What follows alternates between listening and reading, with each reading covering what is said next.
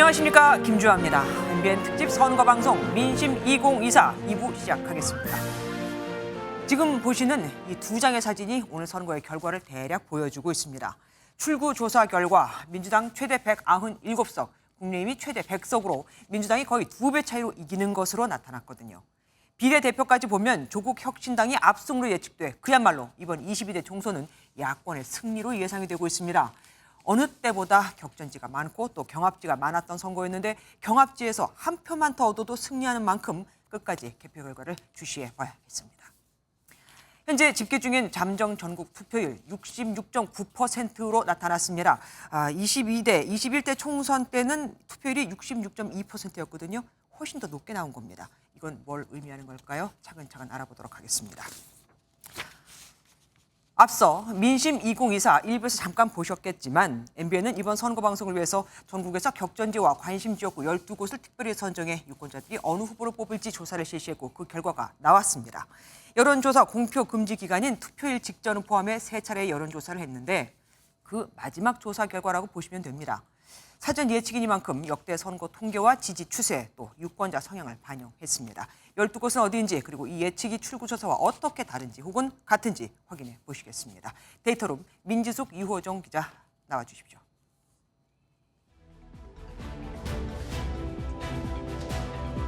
네, 데이터룸입니다. 지금 이 시간 여러분들이 가장 궁금해하실 주요 격전지 12곳의 예측조사 결과 빠르게 보고 오시죠. 네, 먼저 역대 대통령 3명을 배출한 정치 1번지 서울 종로입니다. 현재 민주당 곽상원 후보가 예측조사 1위입니다.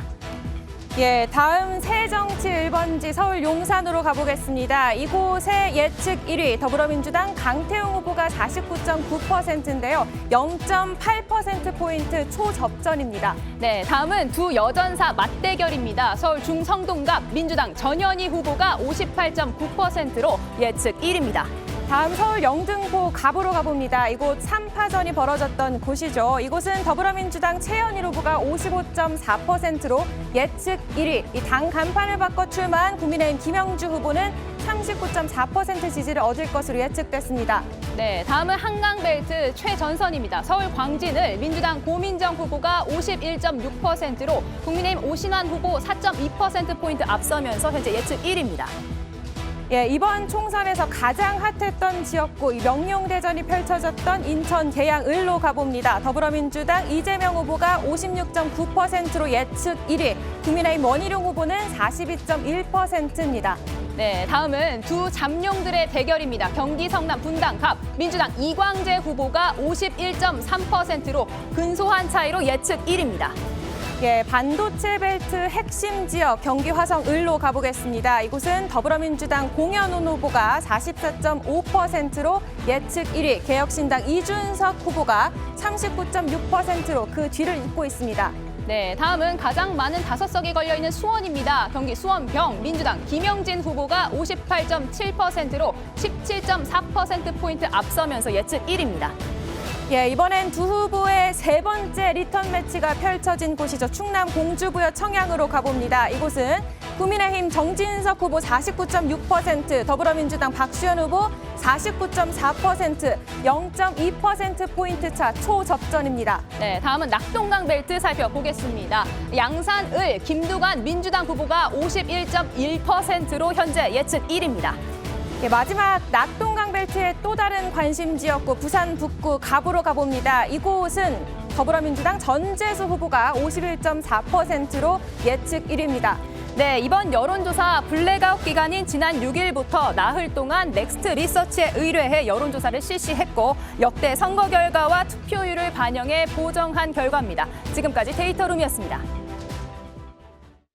자, 이제 이 수치를 정리해 보겠습니다. 먼저 정치 1번지 종로, 대통령실이 있는 용산 등 주요 지역이 있는 서울입니다. 서울에서는 5곳이 선정됐습니다. 이기종 기자가 보도합니다. 정치 1번지 종로, 노무현 전 대통령의 사위 더불어민주당 곽상원 후보가 48.1%로 45.2%를 기록한 국민의힘 최재형 후보를 오차 범위 내에서 앞서는 것으로 나타났습니다. 앞서 3월 말 MBN 여론조사에서 곽 후보가 오차 범위 밖에서 앞섰던 것과 비교하면 격차를 줄여 접전 양상입니다. 대통령실 이전으로 새로운 정치 1번지로 부상한 용산은 초접전입니다. 민주당 강태웅 후보가 49.9%, 국민의힘 권영세 후보가 49.1%로 예측됐습니다. 불과 0.8%포인트 차로 4월 초 MBN 여론조사에서도 1%포인트 차의 박빙으로 권 후보가 46%, 강 후보가 45%를 기록했습니다. 개표를 끝까지 지켜봐야 할 것입니다. 한강벨트 광진을은 민주당 고민정 후보가 51.6%로 47.4%의 국민의힘 오신환 후보를 오차범위 내에서 앞설 것으로 예측됐습니다. 중량급 여성 후보가 맞붙은 중구 성동갑은 민주당 전현희 후보가 58.9%로 41.1%의 윤희숙 후보를 오차범위 밖에서 누를 것으로 예측됐습니다. 앞서 이뤄진 두 차례의 MBN 여론조사에서 전 후보가 오차범위 밖에서 앞섰던 결과와 비슷합니다. 영등포 갑은 오차범위 밖에서 민주당 최현일 후보의 승리로 예측됐습니다. 최 후보는 55.4%, 국민의힘 김영주 후보는 39.4%, 개혁신당 허은하 후보는 5.2%로 예측됐습니다. 이번 예측조사는 MBN 의뢰로 넥스트 리서치가 조사했고 여론조사를 기초로 과거 선거 통계 자료와 유권자 성향, 지지 추세가 반영됐습니다. MBN 뉴스 이기종입니다. 이번에는 여야 대선 주자들별로 결과를 살펴보겠습니다. 여야 대선 주자들은 이번에 승리하면 곧바로 유력한 차기 주자로 발돋움하게 되지만 만약 패배하면 치명상을 입을 수밖에 없을 겁니다. 먼저 맞대결로 눈길을 끈 인천 계양을에서는 이재명 더불어민주당 후보가 원희룡 국민의힘 후보와의 격차를 벌려온 것으로 조사됐습니다. 이광재 더불어민주당 후보와 안철수 국민의힘 후보는 조사 때마다 순위가 바뀌는 초접전을 또 이어갔습니다. 이성식 기자입니다. 명룡대전을 펼쳐 관심이 집중됐던 이재명 더불어민주당 후보와 원희룡 국민의힘 후보. MBN 예측조사에서 이 후보는 56.9%를 기록해 42.1%를 기록한 원 후보를 오차범위 밖으로 앞섰습니다. 지난 1차 조사 때는 5%포인트, 2차 조사 때는 13%포인트 차이였는데 시간이 지날수록 격차가 벌어지는 모습입니다. 여야 잠룡이 맞붙은 경기 성남 분당갑에서는 한치 앞을 알 수 없는 접전이 벌어지고 있습니다. 성남 분당갑 예측조사에서 이광재 더불어민주당 후보는 51.3%, 안철수 국민의힘 후보는 48.7%로 오차범위 안에서 경쟁이 치열했습니다. 1차 조사 때는 1%포인트 차이로 이 후보가, 2차 조사 때는 1%포인트 차이로 안 후보가 앞서며 엎치락 뒤치락 판세가 이어지고 있습니다. 수도권의 또 다른 격전지, 경기 남부 반도체 벨트에서도 경쟁이 치열했습니다. 경기 화성을에서 공영훈 더불어민주당 후보가 44.5%로 가장 많은 지지를 얻었지만 이준석 개혁신당 후보가 39.6%로 오차범위 안으로 따라붙었습니다. 한정민 국민의힘 후보는 15.9%를 기록했습니다. 수원병에서는 김영진 더불어민주당 후보가 58.7%, 박문규 국민의힘 후보가 41.3%를 기록해 반도체 벨트에서 민주당이 우세를 이어갔습니다. MBN 뉴스 이성식입니다. 보통 TK는 국민의힘, 호남은 민주당 텃밭이라고 하고 강원도와 제주는 각각 8석, 3석 뿐이기에 선거는 수도권과 충청에서 결정이 된다고 해도 과언이 아니죠. 이번엔 충청으로 가보겠습니다. 충청 지역 최대 격전지로 꼽히는 충남 공주부여 청양에서는 박수현 더불어민주당 후보와 정진석 국민의힘 후보가 1% 이내 초박빙 승부를 벌이는 것으로 나타났습니다. 낙동강 벨트도 관심이죠. 이쪽은 전정희 기자가 정리했습니다. 충남 공주부여 청양에서 세 번째 맞대결을 벌이는 박수현 민주당 후보와 정진석 국민의힘 후보는 마지막까지 치열한 경쟁을 벌였습니다. MBN 예측조사에서 각각 49.4%와 49.6%를 기록해 0.2%포인트 차이의 초접전을 벌였습니다. 1차 조사 때는 정 후보가 오차범위 밖으로 앞섰지만 2차 조사 때부터 오차범위 내 접전으로 양상이 바뀌었습니다. 최대 격전지 낙동강 벨트 중 한 곳인 경남 양산을에서는 김두관 민주당 후보가 52.1%를 기록해 47.9%를 보인 김태호 국민의힘 후보를 오차 범위 안에서 앞섰습니다. 앞선 조사에서도 오차 범위 내 접전을 벌였는데 격차는 조금 벌어졌습니다. 국민의힘이 낙동강 벨트 탈환을 위해 5선의 서병수 후보를 전략 배치한 부산 북구갑에서는 전재수 민주당 후보가 앞서는 것으로 예측됐습니다. 다만 10%포인트 넘게 차이나던 1, 2차 조사 때보다는 격차가 4.9%포인트로 크게 줄어 서 후보가 선거 막판 추격세를 보였습니다. MBN 뉴스 전정인입니다. 지금까지 MBN이 정한 최대 격전지 12곳의 판세 보셨습니다. 그럼 이 수치가 지상파 지역구 여론조사와는 어떻게 다를까요? 아니 혹은 비슷할까요? 국회 스튜디오 연결해서 비교해 보겠습니다. 선한빛, 김유진 앵커 나와주십시오.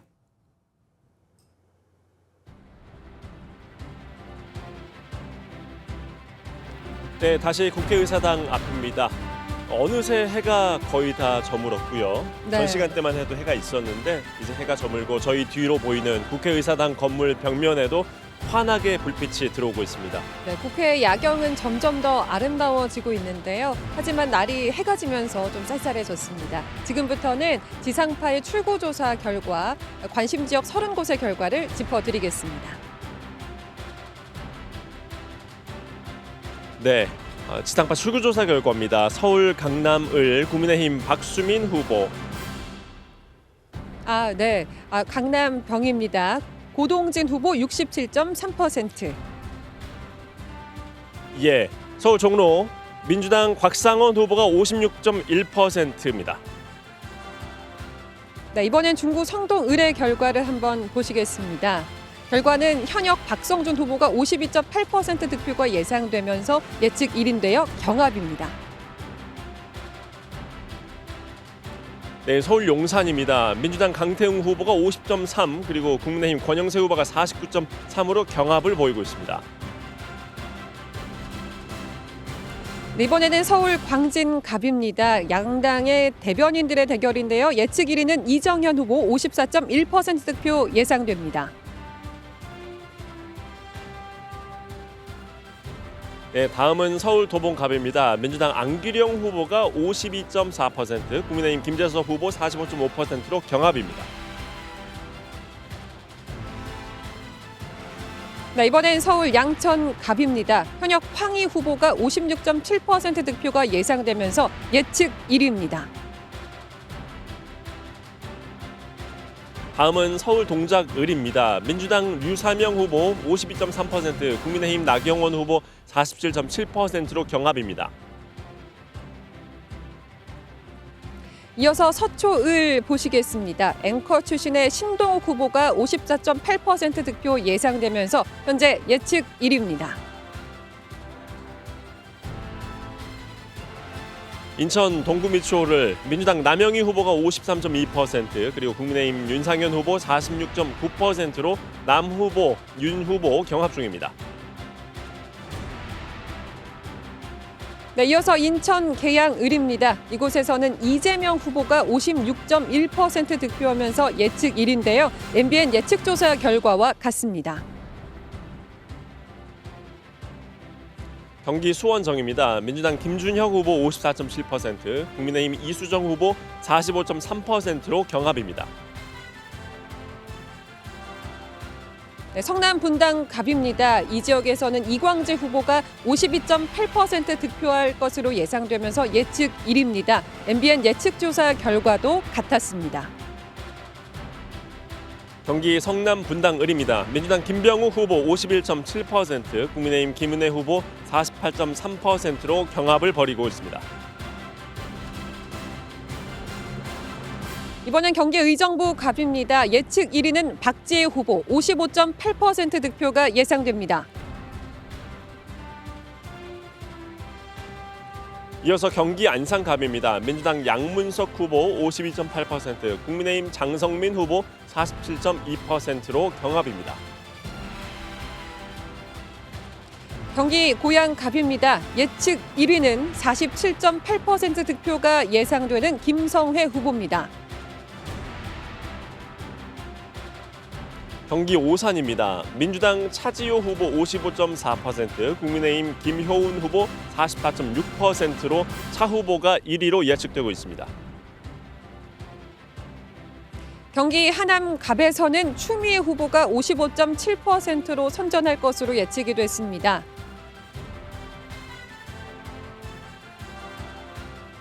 이어서 경기 용인갑입니다. 민주당 이상식 후보 54.4%, 국민의힘 이원모 후보 40.1%로 이상식 후보 예측 1위입니다. 이어서 경기 이천입니다. 이천에서는 시장 출신의 엄태준 후보가 50.4% 득표할 것으로 예상이 되는데요. 현재 두 후보 경합을 벌이고 있습니다. 경기 화성을입니다. 민주당 공영훈 후보 43.7%, 개혁신당의 이준석 후보 40.5%로 경합 중입니다. 저희 MBN 예측조사에서는 공영훈 후보가 1위로 예측됐습니다. 이번엔 강원 원주갑입니다. 원창목 후보가 53% 득표가 예상되고 있는데요. 두 후보 경합으로 예측됐습니다. 이어서 충남 공주부여 청양입니다. 민주당 박수현 후보 52%, 국민의힘 정진석 후보 47.2%로 경합입니다. MBN 예측조사에서는 정진석 후보가 앞서는 걸로 나왔습니다. 충남 홍성 예산입니다. 이곳에서는 강승규 후보가 과반이 넘는 표를 받아가면서 예측 1위로 예상되고 있습니다. 이어서 세종갑입니다. 세밀의 김종민 후보 60.5%, 국민의힘 류재화 후보 39.5%로 김종민 후보 예측 1위입니다. 네, 부산 남구인데요. 이곳에서는 박재호 후보가 51.3%, 박수영 후보가 48.7% 경합을 벌이는 것으로 예측됐습니다.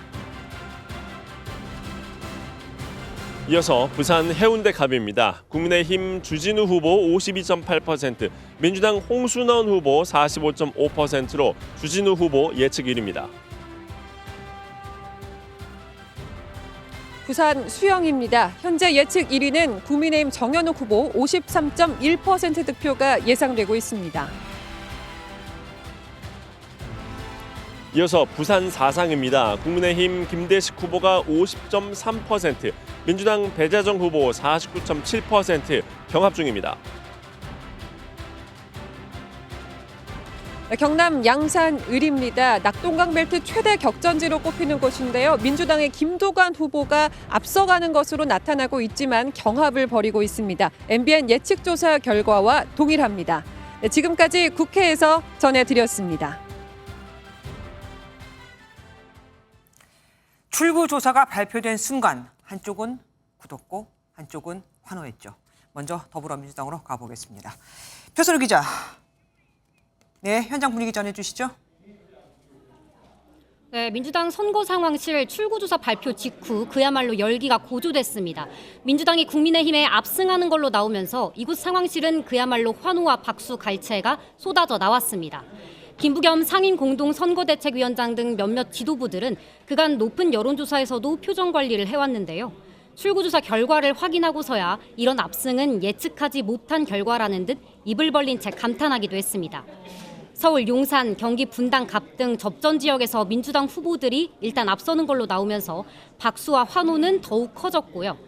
특히 민주당이 반드시 사수하겠다고 공을 들여온 동작을에서도 유삼영 후보가 앞서는 걸로 나오자 상황실 분위기 한때 가장 크게 달아올랐습니다. 이재명 위원장은 비교적 차분한 표정으로 박수를 치며 각 지역구 출구조사 결과를 지켜봤는데요. 이 위원장 등 지도부는 출구조사를 확인한 직후 일단 자리를 뜬 상황입니다. 이재명 위원장은 상황실을 나서면서 마지막까지 지켜보겠다고 짧게 입장을 발표했습니다. 우리 국민들의 선택을 겸허한 마음으로 마지막까지 지켜보도록 하겠습니다. 고맙습니다. 아직 출구조사일 뿐 최종 결과는 아니어서 차분히 지켜본 뒤 내일 10시 선대위 회의에서 이번 총선에 대한 입장을 발표할 것으로 보입니다. 지금까지 민주당 선거 상황실에서 MBN 뉴스 표선우입니다. 국민의힘 상황은 어떤지 살펴보겠습니다. 국민의힘 선거 상황실에 정태진 기자 나가 있습니다. 정 기자, 국민의힘 분위기는 묻기가 좀 뭐하네요. 네, 저는 서울 국회 도서관 대강당에 마련된 국민의힘 선거 상황실에 나와 있습니다. 이곳 분위기 상당히 무겁습니다. 한동훈 총괄선거대책위원장은 출구조사 발표 1분 전 이곳 선거 상황실에 도착했습니다. 국민의힘이 전체 의석수에서 크게 뒤처지는 출구조사 결과가 나오자 한 위원장은 숨을 크게 들이쉬는 등 굳은 표정으로 침묵했고 실망스럽다는 입장을 밝혔습니다. 우리 국민의힘은 민심의 뜻을 따르기 위한 정치를 하기 위해서 최선을 다했지만 출구조사 결과가 실망스럽습니다. 그렇지만 저희가 끝까지 국민의 선택을 지켜보면서 개표 결과를 지켜보겠습니다. 우세를 예측했던 나경원 공동선대위원장이 밀리는 출구조사가 나오자 일부에선 탄식도 흘러나왔습니다. 한 위원장은 이후 상황실을 떠났습니다. 일단 당 지도부와 관계자들은 이곳에 설치된 10개의 모니터를 통해서 MBN을 비롯한 각 방송사의 선거 방송을 끝까지 지켜보겠다는 계획입니다. 한 위원장 오늘 새벽부터 투표 종료 직전까지 젖먹던 힘을 총동원해 투표를 독려해달라. 모두를 위해 중요한 선거라며 국민의힘 공식 SNS를 통해 메시지를 분단위 1시간 단위로 냈습니다. 또 위중한 접전 상황에서 본투표율이 낮으면 이 나라를 지킬 수 없다고 지지층 결집을 호소했지만 예상보다 출구조사 결과는 좋지 않습니다. 개표가 문제없이 진행된다면 내일 새벽 1시에서 2시쯤엔 초접전 지역을 빼곤 지역구 당선자 윤곽이 어느 정도 드러날 전망입니다. 지금까지 국민의힘 선거 상황실에서 MBN 뉴스 정태진입니다. 계속해서 조국 혁신당을 비롯한 제3지대 정당들의 상황 알아보겠습니다. 김은영 기자, 제3지대 분위기 전해주시죠. 네, 조국 혁신당 비례 후보들과 당직자들은 범야권의 과반 의석수 확보가 예측된다는 출구조사 결과를 접하자마자 큰 환호성을 질렀습니다. 조국 혁신당 개표 상황실은 출구조사 결과를 발표하기 전부터 비례대표 후보들을 일일이 소개하면서 크게 박수를 치는 축제 분위기였는데요. 목표 의석수인 10석 플러스 알파에 가까운 12석에서 14석이 예측되자 환호를 자제해달라는 조국 대표의 요청에도 격한 박수가 쏟아졌습니다. 출구조사 결과를 확인한 조 대표는 윤석열 대통령은 그동안의 실정과 비리를 사과하고 바로잡을 대책을 보고하라고 말했습니다. 또 국회 개원과 동시에 한동훈 특검법을 꼼꼼히 준비하고 발의할 것이라고 엄포를 놓았습니다. 반면 녹색정의당과 새로운 미래, 개혁신당의 분위기는 차분하고 침울합니다. 녹색정의당은 현 의석수 6석의 유지를 목표로 했지만 한 석도 확보하지 못할 가능성이 큽니다. 최소 5석을 목표로 한 새로운 미래와 개혁신당도 각각 0석에서 2석과 1석에서 4석이 예상된다는 출구조사 결과가 나오면서 조용한 분위기가 연출됐습니다. 제3지대 정당들은 최종 결과가 나오는 내일 오전까지 개표 상황실을 벗어난 공간에서 결과를 마저 예의주시할 예정입니다. 지금까지 조국혁신당 개표 상황실에서 김문영입니다. 사전 투표를 한 전직 대통령도 있지만 그렇지 않은 전직 대통령도 있죠. 이들은 오전부터 투표에 나섰습니다. 박근혜 전 대통령은 국민들에게 투표를 독려했고 이명박 전 대통령은 국민이 지혜롭게 판단해달라며 한 표를 행사했습니다. 한여혜 기자가 다녀왔습니다. 짙은 회색 재킷에 청바지 차림의 박근혜 전 대통령이 대구 달성군의 한 투표소를 찾았습니다. 투표를 마치고 나온 박 전 대통령은 국민들에게 투표 참여를 독려했습니다. 국민 여러분께서 꼭 투표에 참여하셔서 소중한 한 표를 행사하셨으면 합니다. 이명박 전 대통령도 서울 강남구 논현동 자택에서 투표에 참여했습니다. 이 전 대통령은 한국 정치가 한국 전체 수준에 맞지 않다며 국민이 지혜롭게 판단해달라고 말했습니다. 정권 잡으면 정치가 뒷받침을 해줘야 한다고 봅니다. 의회가 협조가 안 되면 정부가 이어가기 참 힘들죠. 지난주 사전투표를 마친 문재인 전 대통령도 오늘 SNS에 투표를 독려하는 글을 올렸습니다. 시민들도 아침부터 투표소를 찾았습니다.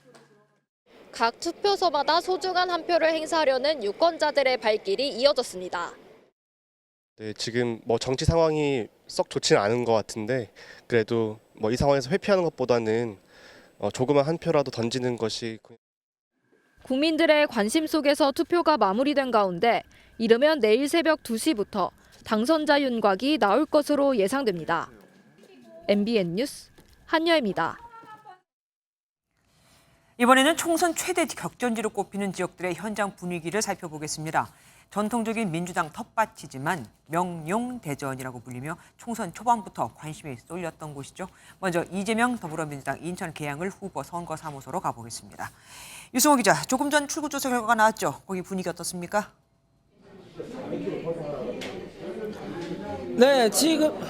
저는 지금 이재명 인천 계양을 민주당 후보 선거사무소에 나와 있습니다. 이곳 현장에는 개표 약 1시간 전부터 캠프 관계자들과 지지자들이 하나 둘씩 모여들기 시작했는데요. 이 후보는 우선 개표 상황을 좀 더 지켜본 뒤 밤늦게 이곳에 찾을 예정입니다. 지상파 3사 출구조사 결과 원희룡 국민의힘 후보와의 10%포인트가 넘는 큰 표차로 이긴다는 소식에 일제히 환호했는데요. 이곳 계양을은 민주당 지지세가 강한 곳이긴 하지만 원 후보가 대선 주자급 유력 인사였고 박빙 여론조사도 나오면서 한때 긴장감을 늦추지 못했었는데 이제야 편하게 웃는 모습입니다. 이 후보뿐 아니라 다른 접전지에서도 민주당 후보들의 당선 예측 소식이 전해지면서 박수가 쏟아지기도 했습니다. 지금까지 이재명 민천 계양을 선거사무소에서 MBN 뉴스 유승호입니다. 인천 계양을의 또 한 명의 선수죠. 원희룡 국민의힘 후보 사무소에도 취재기자 나가 있습니다. 김태희 기자 전해주시죠. 네, 저는 지금 인천 계양을 원희룡 후보 선거사무소에 나와 있습니다. 6시 출구조사 발표 이후 캠프는 다소 침체된 분위기입니다. 말도 안 된다는 지지자들의 탄식이 여기저기서 흘러나왔는데요. 당초 이번 선거에서 원 후보가 이기거나 접전으로 지게 되면 차기 보수 진영 대권 주자로 발돋움할 거란 기대가 있었습니다. 하지만 출구조사 결과 예상보다 큰 차이로 지자 캠프 관계자들도 당혹한 기색이 역력합니다. 원희룡 후보는 6시 반쯤 후원 회장 이천수 선수와 함께 선거사무소를 찾을 예정이었는데 예측 결과가 나오면서 8시 이후로 미뤄졌습니다. 원 후보는 선거운동 시작 전에 이재명 후보를 잡기 위해 지역구 인천 계양을에 출마한다고 선언했는데요. 전 국가대표 선수인 이천수 씨를 후원 회장으로 영입해 공격적인 선거운동을 펼쳤습니다. 민주당이 의석을 차지하는 동안 지역 발전이 없었다며 이제는 바꿀 때가 됐다고 지지를 호소했습니다. 어제 원 후보는 SNS에 이번 선거는 가장 열심히 노력한 선거였다며 계양이 마지막 지역구가 될 것이라고 언급하기도 했습니다. 지금까지 진보세가 강했던 계양을 이번 총선에선 누구의 손을 들어줄지 관심이 모아집니다. 지금까지 인천 계양을 원희룡 후보 선거사무소에서 MBN 뉴스 김태희입니다. 이번에는 수도권의 격전지 경기 성남 분당 갑으로 가보겠습니다. 이것도 대권 잠룡들의 대결로 눈길을 끌었었죠. 더불어민주당 이광재 후보와 국민의힘 안철수 후보가 치열한 접전을 벌인 곳입니다. 현장에 나가 있는 취재기자 연결해 보겠습니다. 서영수 기자, MBN 예측조사 결과로는 이광재 후보가 앞선구로 나왔습니다. 거기 분위기는 어떻습니까? 네, 경기 성남 분당갑 이광재 더불어민주당 선거 사무실에 나와 있습니다.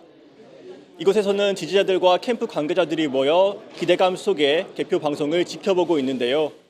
MBN 예측조사 결과 이광재 후보가 2.6%포인트 차이로 안철수 후보를 앞선 것으로 발표되자 캠프에선 엄청난 환호가 쏟아졌습니다. 조사 결과가 발표된 직후인 6시 5분쯤 캠프에 도착한 이광재 후보는 환한 미소를 띤 채 지지자들과 인사를 나눴는데요. 지지자들은 이광재 후보의 이름을 연호하며 승리에 대한 기대감을 감추지 않았습니다. 지상파 출구조사에서도 이 후보가 5.6%포인트 차이로 앞선다는 결과가 나왔는데요.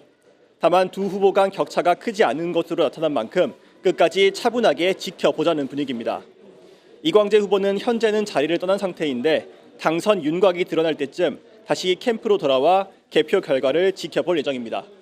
지금까지 경기 성남 분당갑 이광재 후보 캠프에서 MBN 뉴스 서영수입니다.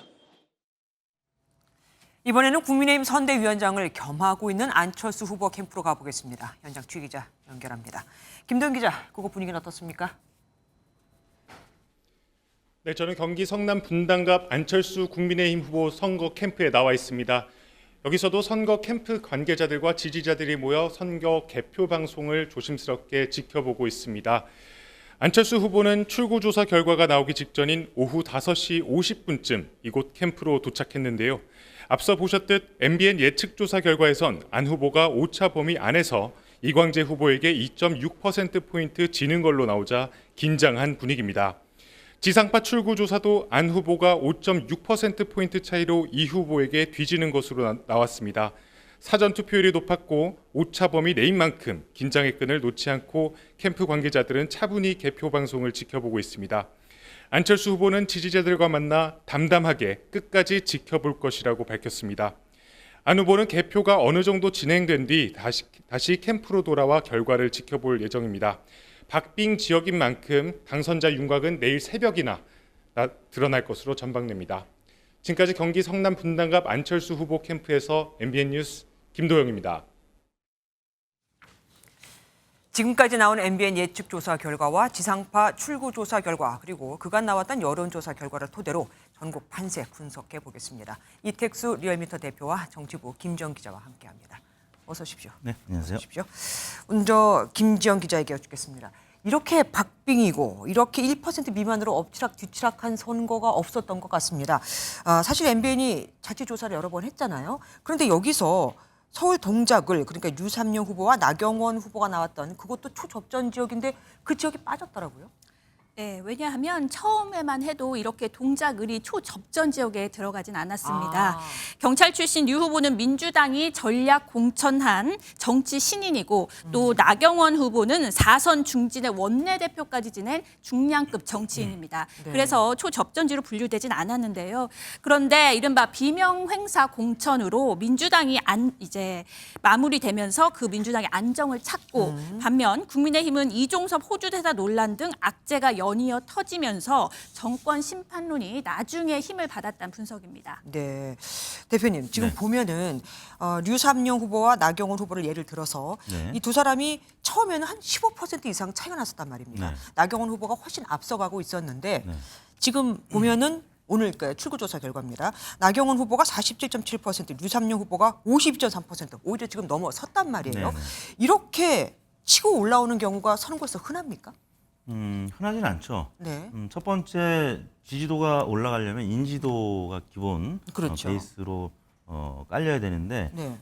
유삼영 후보는 사실 그다지 일반인들한테는 알려진 후보는 아니었죠. 그렇죠. 뉴스에는 많이 나왔지만 네네. 정치 고관여층은 잘 알지만 일반 유권자들은 잘 모르는 인지도가 초반에는 낮았기 때문에 지지율이 좀 낮았던 측면이 있고 사실 이 지역구가 지난 21대 총선에는 이수진 후보가 민주당 후보로 나왔었는데 52.16대 45.04 대략 7%포인트 차이로 이수진 후보가 이겼던 지역입니다. 네. 그만큼 동작을은 민주당이 좀 강세 지역으로 분류가 되고 나경원 전 의원 입장에서 굉장히 어려운 지역구에서 선거 캠페인을 해왔던 건데 지난 두 번의 선거에서도 나경원 후보가 40% 초중반 45%나 그 전에는 한 43% 정도 얻었던 기억이 있는데요. 그러니까 이번에 만약에 47% 출구조사대로 나온다면 그때보다는 좀 증가한 수준이지만 아무튼 민주당이 워낙 강세 지역이라서 정당 지지율이 민주당이 높은 이유 때문에 유삼영 후보가 그 정당 지지율을 다 흡수한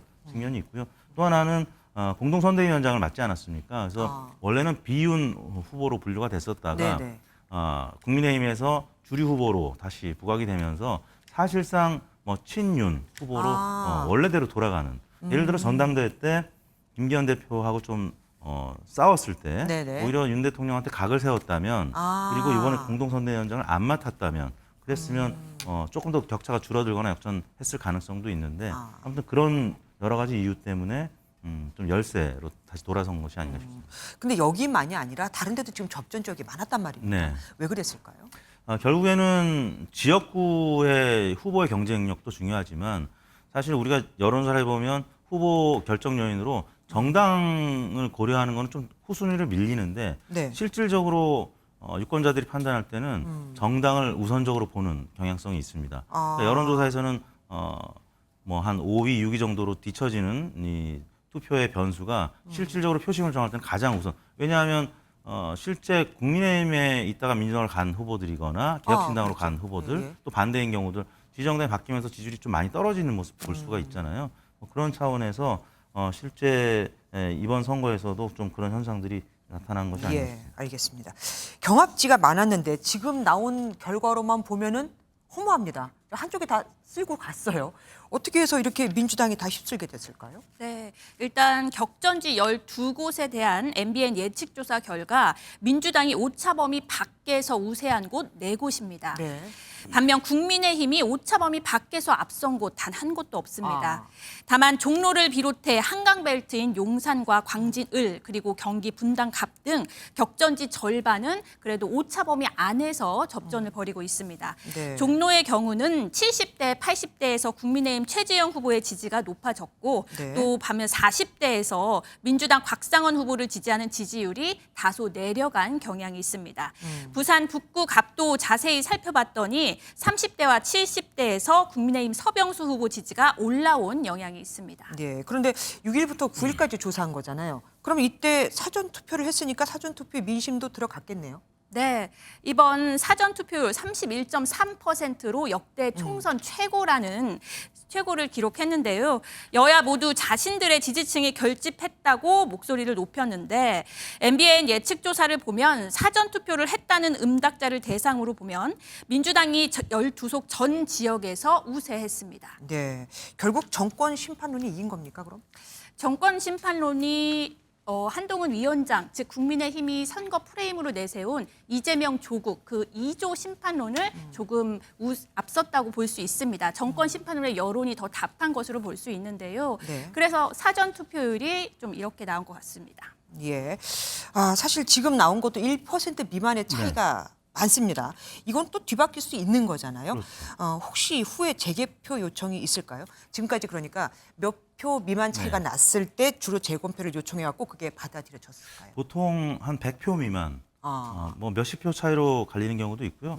가장 적게는 2000년 16대 총선 때 경기도 광주에서 문학진 후보가 3표 차이로 지는 걸로 나왔다가 네. 재검표를 요청할 수밖에 없었겠죠. 네네. 재검표했더니 2표 차이로 1표 더 줄어드는 상황이었는데 결국은 당락이 바뀌진 않았었습니다. 네. 그 외에도 뭐 동대문을의 허인혜 후보가 11표였다가 3표로 준 적도 있고요. 네. 또 이거보다 훨씬 크지만 못 믿겠다라고 해서 재검표를 요구한 후보도 있었는데 지난 총선 때 인천 연수의 민경욱 전 의원이 재검표를 요청했는데 그때는 무려 2,893표 차이였는데 재검표를 했더니 279표가 줄어서 2,614표. 그러니까 격차가 좀 큰 경우에도 후보가 원할 경우에는 일정 비용에 아마 부담을 하는 것으로 알고 있는데 재검표를 하는 경우도 있는데 대체로는 한 100표 미만, 한 1% 미만의 격차가 있을 때 재검표 요구하는 경우가 있는 것 같습니다. 예, 사전 투표가 많이 중요해졌습니다. 지난 대선에서 사전 투표자가 많아서 사전 투표 이퀄 진보라는 그런 법칙이 깨졌다 싶었는데 아닙니까?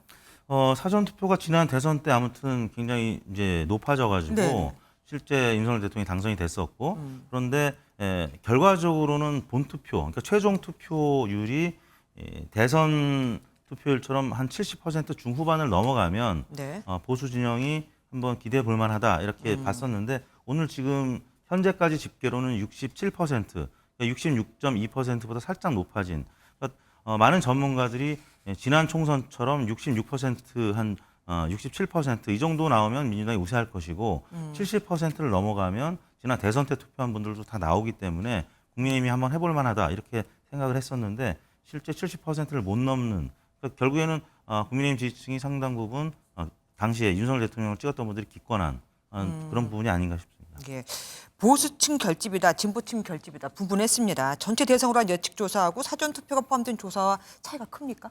네, 먼저 오차 범위 내에서 접전이었던 6개 지역구 먼저 보겠습니다.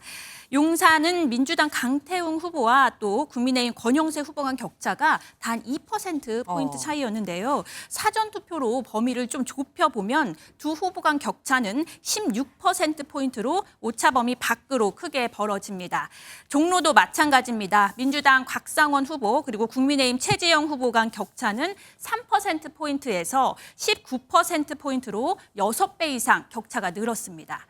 민주당 이광재 후보 또 국민의힘 안철수 후보가 맞붙은 경기 성남 분당갑도 1%포인트 박빙에서 11%포인트 격차로 벌어졌습니다. 민주당이 크게 앞섰던 나머지 지역의 경우를 보면 민주당을 지지한다는 응답이 국민의힘을 지지한다는 응답보다 2배 이상 많았습니다. 예, 여기까지 듣겠습니다. 이제 투표도 끝났고 MBN 예측조사, 출구조사 결과가 모두 다 나왔죠. 이 모두를 아우른 주요 지역구의 판세 짚어보겠습니다. 강터치 강영호 기자 나와주십시오. 네, 강영호 기자의 터치스크린 강터치입니다. 잠시 전 투표가 종료된 데 이어서 지상파 출구조사 결과도 발표가 되면서 이제 시선은 개표 결과로 향하고 있습니다. 터치스크린 통해서 주요 지역구의 출구조사 결과는 물론 후보와 판세까지 짚어보겠습니다. 네, 우선 서울로 가보겠습니다. 네, 이번 총선 전체 48개 선거구가 걸린 곳이죠. 지난 총선에선 49개 지역구에서 민주당이 41대 8 대승을 거뒀는데 권역별로 상황 알아보겠습니다. 우선 도심권의 종로 가보도록 하겠습니다. 이 정치 1번지 종로에서 3파전이 펼쳐졌습니다. 숱한 거물급 정치인을 배출한 종로의 출구 조사 결과 알아볼 텐데요. 박상원 민주당 후보가 56.1%로 1위를 차지한 것으로 나타났습니다. 현역 최재형 국민의힘 후보가 39.6%, 금태섭 개혁신당 후보가 3%로 뒤를 이었습니다. 정치 1번지에서 3파전 구도가 형성되며 더욱 주목을 받았는데 출구조사상으로는 곽 후보가 다소 큰 차이로 앞서고 있습니다. 이번엔 도심권에서 위치를 옮겨서 동북권으로 가보겠습니다. 네, 제가 동북권을 선택한 이유 바로 광진을 때문이라고 말씀을 드린 바 있는데요. 앞서 한강벨트 최대 격전지라고 소개를 드렸는데 출구조사 알아보도록 하겠습니다. 현역 고민정 민주당 후보가 51.6%로 오신환 국민의힘 후보를 3.5%포인트 차이로 앞선 것으로 나타났습니다. 이곳 광진을 지역 최근 7차례 총선에서 보수 진영 후보가 모두 패배했지만 최근 치러진 대선과 지방선거에선 모두 국민의힘에 손을 들어준 바 있는데요. 표심을 쉽게 예측하기 어려웠던 곳으로 출구조사상으로는 오 후보가 다소 앞서고 있는데 실제 개표 결과 좀 더 지켜보겠습니다. 이번에는 강 건너 서남권으로 옮겨보겠습니다.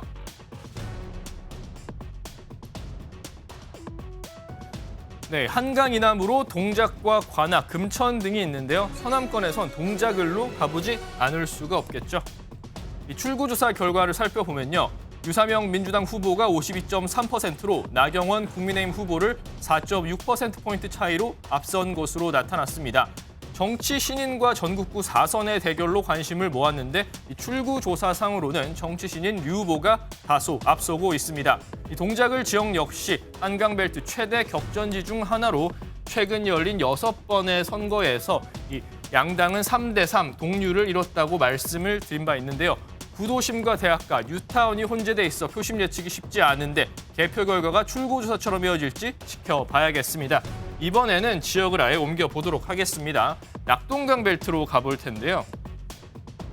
부산 경남 최대 격전지라고 할 수 있는 경남 양산을 한번 알아보도록 하겠습니다. 네, 양산을에서 펼쳐진 두 전직 도지사 간 대결 출구조사 결과 어떤지 살펴보겠습니다. 김두관 민주당 후보가 50.6%로 김태호 국민의힘 후보를 1.2%포인트 차이로 앞선 것으로 나타났습니다. 두 전직 도지사 간 맞대결인 만큼 초박빙의 양상이 나타났는데요. 김두관 후보가 3선에 성공할 수 있을지 아니면 김태호 후보가 출구조사 결과를 뒤집을 수 있을지 개표 결과 좀 더 지켜보도록 하겠습니다. 네, 이제 본격적인 개표가 이뤄질 시간인데요. 강터치는 254개 지역구 개표가 끝나는 순간까지 여러분과 함께합니다. 저는 잠시 뒤 돌아오겠습니다.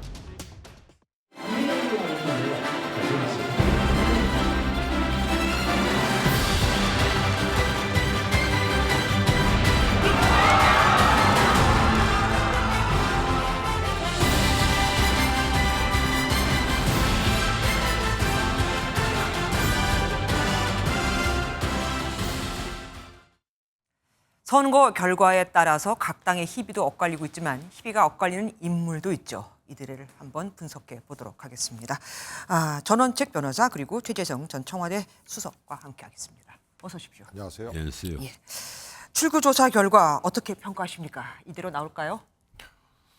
이제 4년 전 기준으로 보면 출구조사 결과보다 민주당이 조금 더 의석을 더 얻었어요. 이거보다 그러니까 더. 접전지나 혹은 지고 있는 지역도 이렇게 역전을 한 최종 결과가 나왔거든요. 이번에 만약에 그렇게 된다면 출구조사 결과보다 민주당이 조금 더 얻을 수가 있다. 그럼 정말 200석까지도 바라보신다는. 지금 이제 관전 포인트가 그거죠. 네. 200석을 범야권이 넘길 것이냐 안 넘길 것이냐. 근데 현재로서는 넘기는 것이 유력해 보입니다. 예. 왜냐하면은 이제 접전 지역 있지 않습니까? 네. 오차 범주 내에서 출구조사 결과 접전을 벌이는 지역을 쭉 보니까 국민의힘이 현역을 4년 전에 배출했던 지역이 훨씬 더 많아요.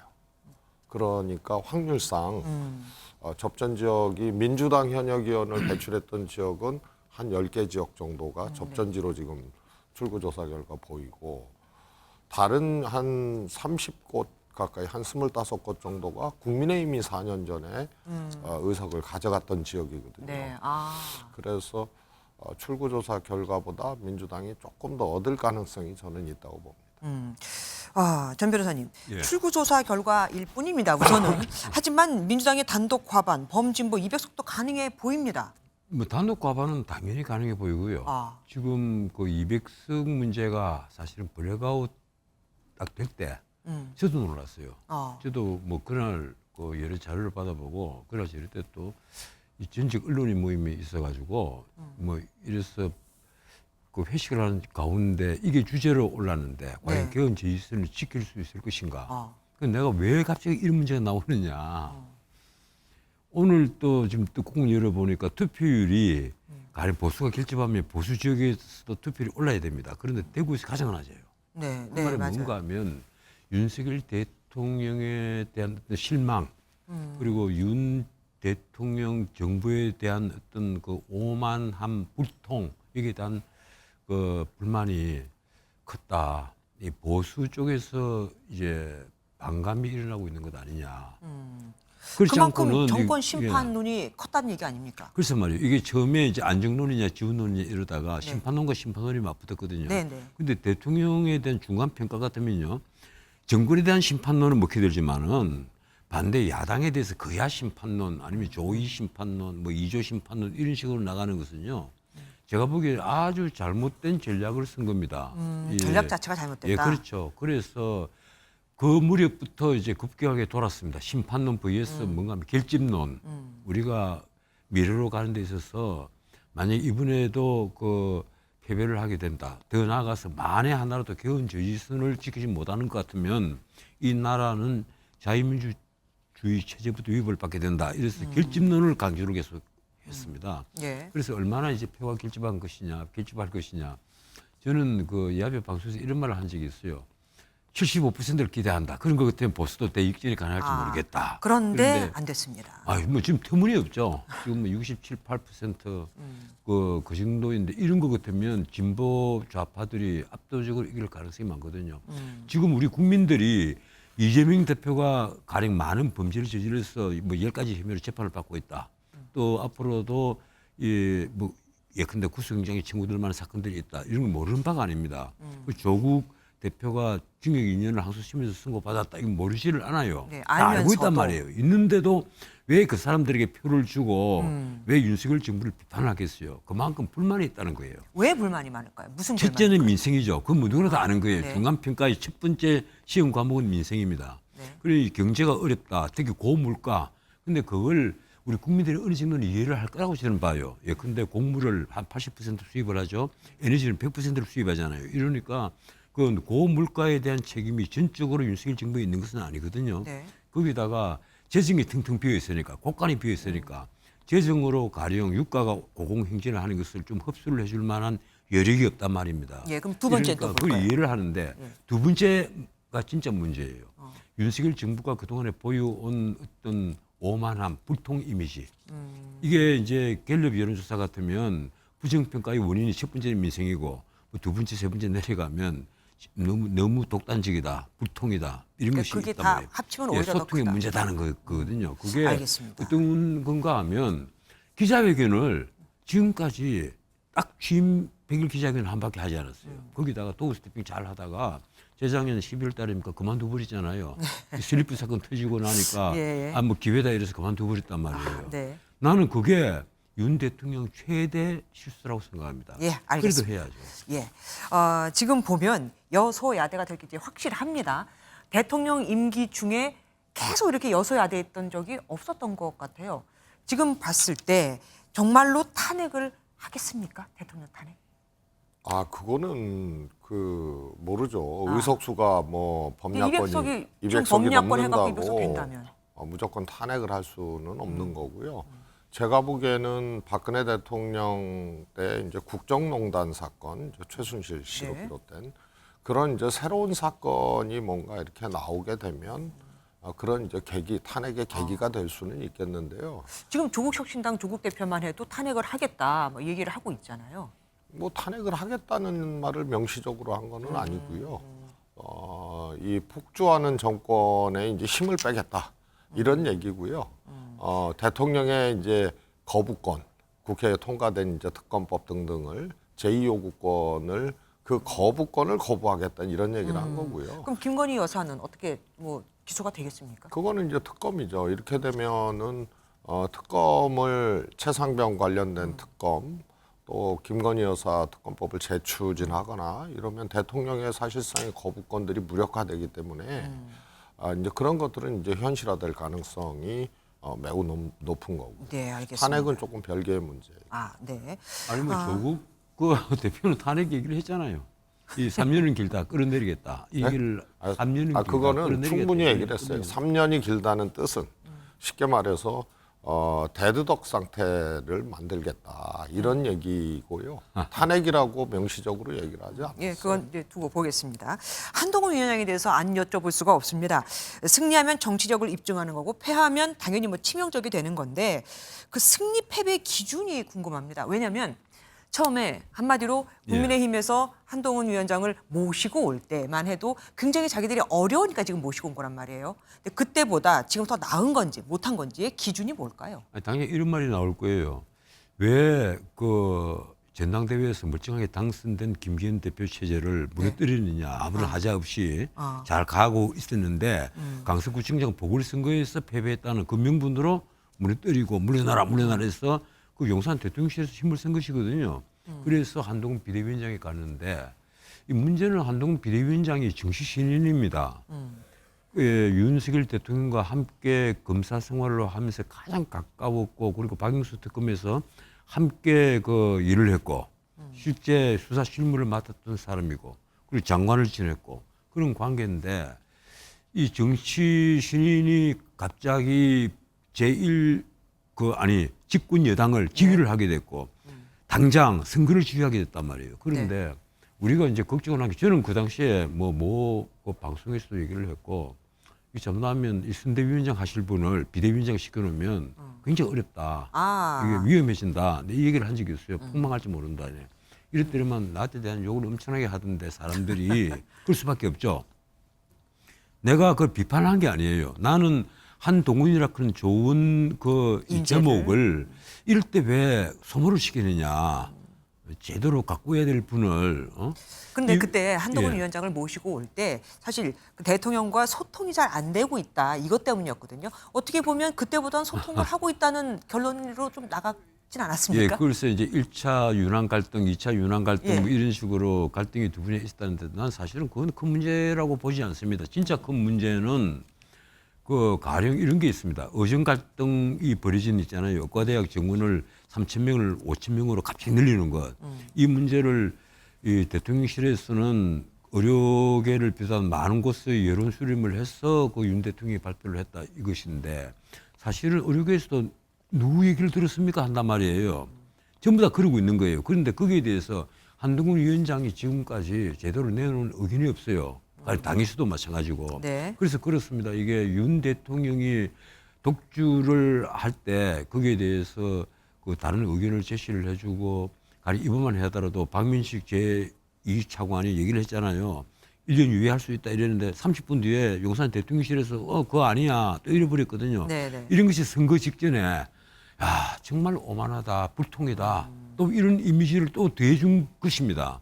그래서 나는 정말 참 걱정이 커요. 당장 지금 선거에서 대패를 한다 하더라도 나는 최소한 나는 개헌 저지선을 지켜줄 수 있지 않겠느냐. 패스트트랙 저지선인 뭐 121석은 못 챙기더라도 100석은 넘기지 않겠느냐. 그래서 그 최소한의 그 여당이 그 존재할 수 있는 그런 것은 분위기를 만들어 준다고 생각하는데 당장 지금 국정 운영을 어떻게 바꿀 것이냐는 그 문제가 또 등장을 하지 않겠습니까? 지금 한동훈 위원장 문제가 아니군요. 예. 예, 그리고 이재명 대표에 대해서 좀 여쭤볼게요. 지금 뭐 선거운동 기간 중에 그러니까 재판에 5번을 나가고도 뭐 본인의 당선은 물론이고 지금 당까지 승리를 지금 이끈 1등 공신이 됐습니다. 그런데 사실 그동안 공천으로 친문 학살, 비명 학살 이런 얘기가 있었잖아요. 이 얘기는 더 이상 이제 안 나올 거예요. 나중에 이재명 대표에게 뭐 발목을 잡히거나 뭐 그런 일은 없을까요? 이제 민주당이 총선 국면에서 발생한 새로운 문제, 이것이 공천 갈등이었거든요. 네네. 이제 비명 행사라고 일컬어지는. 그런데 이제 상대적이잖아요. 이거는 네네. 국민의힘과 민주당을 같이 국민들이 이 과정을 봤던 거기 때문에. 근데 국민의힘은 새롭게 발생한 악재들이 더 많았어요. 빈도수도 그렇고 크기도 그렇고. 그게 대통령실 수석의 회칼 발언, 이종섭 대사 문제, 그다음에 대파, 그다음에 대통령의 의정 갈등에 대한 대통령의 담화. 어떻게 보면 뭐 정부발 문제들이었습니다. 그게 이제 정부하고 이제 집권당은 여당. 같이 이제 선거를 치르는 거니까요. 그래서 이런 것들이 계속 이어져서 빈도수나 강도의 크기로 봤을 때 조금 달랐다 이렇게 보고요. 선거가 끝나면 이제 공천 문제는 일단락이 되는 거죠. 그런데 다만 이재명 대표는 그동안 상대 평가를 받아왔거든요. 당내 상황도 체포동의안 문제 때 친명 반명의 대결, 찬성 뭐 반대의 대결, 뭐 그다음에 이제 사법 리스크도 국민의힘이라는 이제 상대가 있기 때문에요. 네. 정권이라는. 그런데 이제 총선 후에 이렇게 압승을 하게 되면 이제 절대 평가를 받게 되는 이재명 대표 리더십이 되거든요. 당분간 이제 민주당 8월 당대표를 뽑는 전당대회나 이럴 때는 이재명 대표의 페이스대로 결과가 날 가능성이 높겠지만 이재명 대표에 대한 평가는 이제 상대성은 없어졌다. 이제 절대적 평가가 시작이 된다. 이렇게 보고 있습니다. 예, 알겠습니다. 민심 2024 제2부 우선 여기서 마치겠습니다. 지금 투표 결과가 조금씩 나오고 있으니까 계속해서 주시해 주시기를 부탁드리겠습니다. 함께해 주신 여러분 고맙습니다. 감사합니다.